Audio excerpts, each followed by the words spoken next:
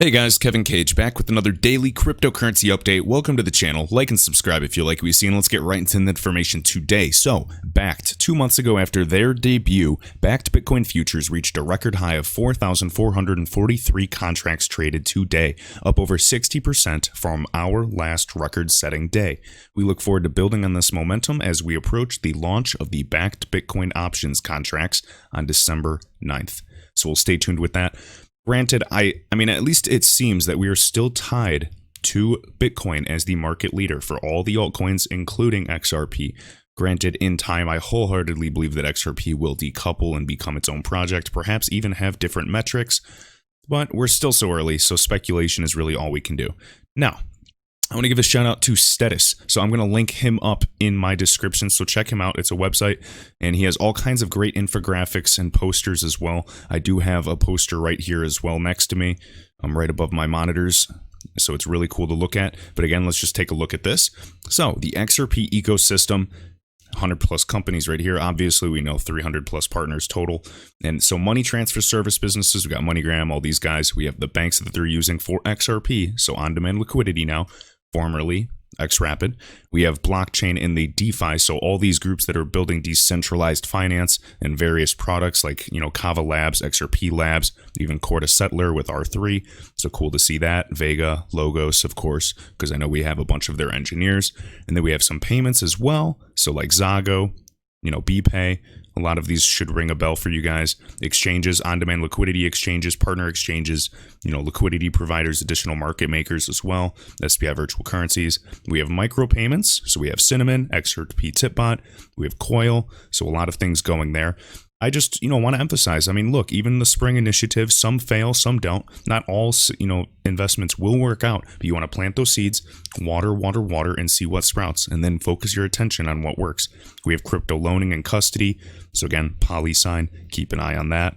We got the various wallets, whether cold wallets, online hot wallets, things of that nature. And then other use cases, retail, travel, gaming, real estate, commerce, you name it. I just want to emphasize, what other projects have the same ecosystem? I know there's some other good projects that are actually working and solving real problems on a low scale today, and they have tons of upside potential and a true pain point. But what other digital asset in this space? Is it Bitcoin? No. Ethereum? You know what? Ethereum does have a lot of integrations. It has some scalability issues that it's trying to address by end of next year. We'll see what happens. I think it's still a great project. But XRP, and there's just not many other projects that can withstand and even compete. So that is why, to me, XRP is a no-brainer for your portfolio long-term. Do not have false expectations. Granted, the price could move up dramatically at any moment. You just don't know, because the same can be said about it going down. But long-term, the trend is upwards, in my opinion, but always do your own research. Right here, Matthew Linney, so it's L-I-N-Y. I know that's actually an acronym, but don't worry about it. He's my boy, so I like to pronounce it like that. So European Payment Services Directive 2, IBM and the European Union. Cryptocurrency will be incorporated into the banking system. Again, we have the PDF here if you guys want to ever check that out. Give him a follow. And just right here in this picture, we have all of the, different types of sectors, lending, retail, you name it, and then ATMs. We have cryptocurrency. Cryptocurrency, digital assets, we are moving towards a digital and tokenized economy. If you guys disagree, I don't know what to tell you. This is not like speculation. Even 2 years ago when people were saying that this is going to happen, people doubted it. You got so much negativity in the YouTube comments. It was hilarious. And now all of these banks, even the European Central Bank, global central banks, are developing their own central bank digital currencies, creating monetary policies and frameworks around it. It's happening. All right, right here, real XRP boy. A little something for you guys once again. Thanks again, Joel Katz, aka David Schwartz, the CTO of Ripple, one of the original architects on the XRP ledger, and there he is right there. This funny picture, and they do call him Ripple's $1 trillion man. Super humble, I just like him because he doesn't really care about the money at this point. He just wants to really make a dent in the universe, just like Nevin Gupta. So, okay, right here, the most important part of hearing today about virtual currencies, Joel Katz. If I overpromise and underdeliver, my credibility is shot. This is my first project, and I hope it will not be my last. And he's just always super transparent. I love this. And again, this is from last year, roughly. And then he's talking about link between XRP and Ripple, and he answers the internet can function without Twitter, so what justifies Twitter's existence? Same thing, XRP will be here no matter what Ripple does, but it's arguably, you can argue against that because Ripple's the biggest stakeholder, and we want Ripple to succeed. Granted, there's other ecosystems now, but if Ripple fails, there's a very good chance that XRP might not reach its full potential. So just being, realistic. And we have to talk about the dark side as well, because I know everybody's hyping it, but we have to face it. And again, I might be a hype guy to you guys, but I hope in the years to come, you'll all be thanking me, and that'll just be, that'll be enough for me.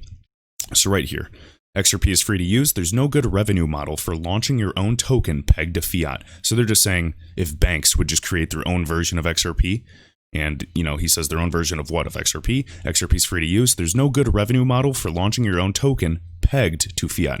Notice how it's not just a stable coin, it's just pegged. If you think banks would launch an unpegged token, if you think XRP gets hate as a banker's coin, can you imagine what an actual banker's coin would get? Absolutely, because there'd be vested interest. Whose coin are you going to use? Whose bank? Whose country?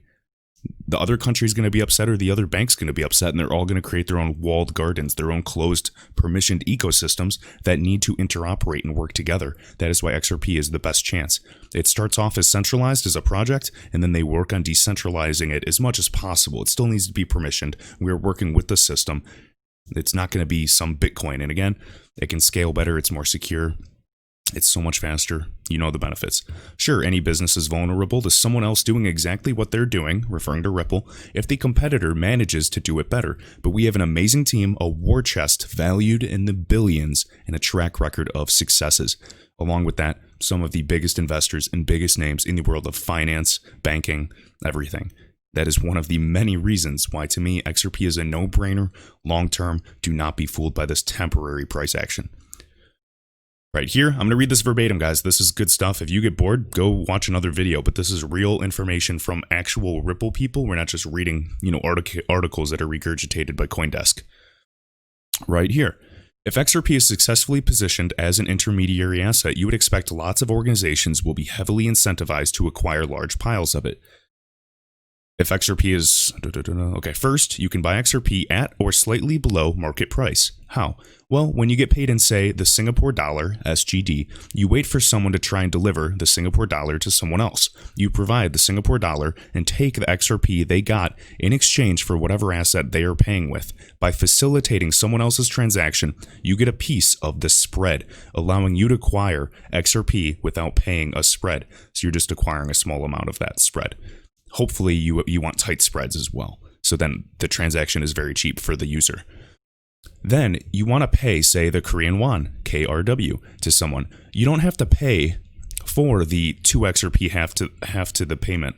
You already have XRP. So you can go from XRP to the Korean won more cheaply. This means companies that have to pay money to many destinations around the world quickly, like Seagate and Uber, can hold one pile of XRP instead of many different piles of currencies all around the world. This strategy only works if they hold XRP, because if it requires them to acquire XRP when other people want the fiat they hold. Or because it does, sorry. If this strategy works, and this is just a genius flywheel strategy, it's risky, but the thing is, once it gets going, it's more and more probable and more likely that it will succeed. And that's why I like it. And we're seeing the momentum now, not in price, but in adoption. Right here, if this strategy works, this could trigger a Jevons paradox, although each participant will need less XRP than they would need other assets because you only need one pile of XRP. The total demand could be much higher. People who currently don't find it profitable to fill their own accounts around the world because that's so expensive and painful might find that holding one pile of XRP is efficient enough to be worth doing. And guys, before, you know what, I'll cover that in another video because I don't want to talk too much. All right, then lastly, we're going to talk about this. Person's just asking questions. Really comes down to how much you agree with these points. Ripple and Interledger Protocol will be used with lots of international payments. 2, there will come to be one or more intermediary assets to focus on liquidity. 3, those assets will largely be digital assets, not a fiat currency, obviously. And then 4, XRP is uniquely positioned to claim a large share of the market. And then number 5, Companies that make lots of payments will have strong incentives to hold significant quantities of whatever assets become the intermediary asset. Now, the question is, how do we determine how much XRP each organization is going to want to hold? Say they hold, some huge number of pre-funded accounts around the world, and the total sum is, whatever number. Do they hold 10% of that for XRP? Do they hold 1%? Do they hold 100%? How much do they need to hold for one pile, say if they have 10 different corridors around the globe? That's the question, and that will determine how much demand XRP is needed. The more XRP is demanded, then it's reducing the supply greatly, especially while it's being transacted at high volumes, and that will shift the price in the order books up, and that is what we want to see as investors on an open-sourced platform. Okay? So then right here, I'm going to finish up with this. So XRP will go to zero because, and we talk about worst case scenarios. So stay tuned. Let's be realistic because anything is possible. Is it likely? Hell no. But let's explore. So this is Joel Katz, David Schwartz. I'll tell you what I think the biggest risks are. Number one, someone else does almost exactly the same thing Ripple does, but does it better. This is mitigated by the fact that Ripple has such talented people and it has a lead, a huge head start, guys. We've started since 2012, and now some groups are just trying to do certain things now, but really like JPM Coin and things of that nature, they're just working on domestic payments within their own walled gardens. That's not solving the problem at hand, and they do not have the war chest right now or just the time. They're already working on other projects. All right, 2. Unfavorable regulatory changes make Ripple's business model impractical. Perhaps some regulators deem XRP to be a security, which it absolutely will not. The FCA in London already declared that it is an exchange/utility token. I expect other countries to follow suit, but of course we are waiting on the United States, and I think that it is already known, but they're waiting to announce it. That's some tinfoil hat stuff. You do your own research and decide for yourself. But I'm very confident that we are in the clear and we'll be fine.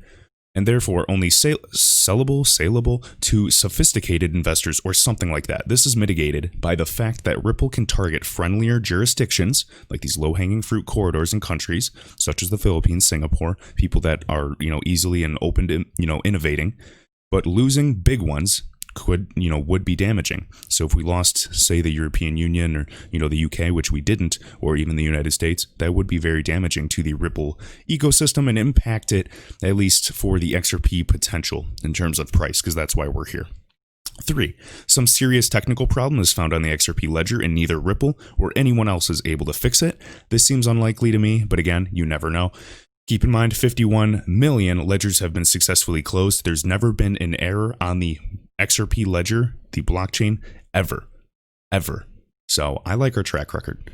Number 4, some horrible personal and or business scandal affects key Ripple people such as Chris Larsen, executive chairman, or Brad Garlinghouse, CEO, or the company itself, and the company becomes too toxic for financial institutions, FIs, to do business with. Again, I don't think this is likely, but you never know. And he's exploring all scenarios. Anything's possible, guys. People surprise you. I'm not saying these guys. I love the team. I love Ripple. I think they're doing great things. This is just worst case, and we have to look and play the devil's advocate here. Number 5, someone comes up with a better way to bridge international payments than using a digital asset, and Ripple is unable to position XRP for another use case and abandons XRP. I don't know of any better way, but as with the others, you never know. And I love the transparency. I admire that. And as they're investing, and just keep in mind, let's just refer right back to this. Look at what they've developed since then. That was like, a year and a half ago when they talked about that, or last year in 2018. Look how far we've come. They're becoming more and more vested as we go on. So I really wouldn't worry about it, but you have to keep that in mind. So that's why any money that I do invest, it is everything that I'm willing to lose. And the people that do get emotionally, messed up from this are the ones over investing. So do not recommend that, but it's your life, your choice. So guys, I'm actually going to cover the additional info in the next video so it doesn't get dragged out. So let me know if you have any questions, hit that like button, and I will see you in the next video.